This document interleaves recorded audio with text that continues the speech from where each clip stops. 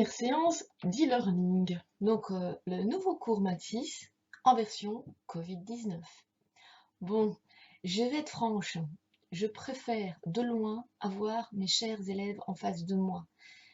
Donner cours à son écran, c'est vraiment très bizarre. Je vais être très bizarre aussi dans les dias qui suivent. Je vous remercie donc d'éviter de faire des commentaires à la rentrée. Il y a quand même un avantage, c'est que enfin, vous allez pouvoir me mettre sur pause.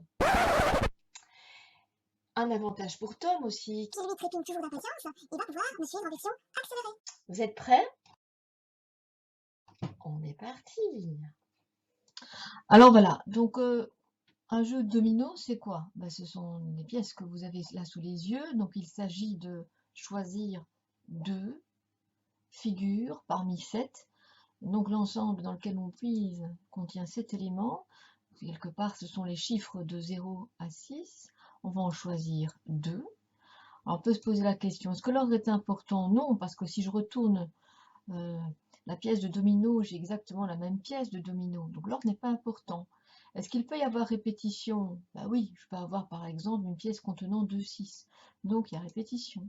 Donc, typiquement, il s'agit d'une combinaison à répétition D7-2 qui se calcule avec la formule en fait C8-2 que vous allez retrouver dans votre cours, ce qui donne 28 pièces de domino. Donc sur ce deuxième exercice, il s'agit de choisir dans un ensemble qui contient 26 enveloppes, 5 fois P égale 5. La question, est-ce que l'ordre est important? Non, l'ordre dans lequel je vais choisir mes enveloppes n'a pas d'importance. Par contre, ce qui est important, c'est que je vais devoir peut-être répéter le choix d'une enveloppe, puisque je ne vais pas faire des partages équitables et qu'une enveloppe peut contenir plusieurs billets. Donc, typiquement, il s'agit de nouveau d'un dé, parmi 26 j'en prends 5, qui, avec la formule de calcul de cette combinaison répétition, donne un C35. Alors voilà, pour les footballeurs, comment est-ce que vous choisissez votre tenue? C'est facile, c'est un comptage par produit.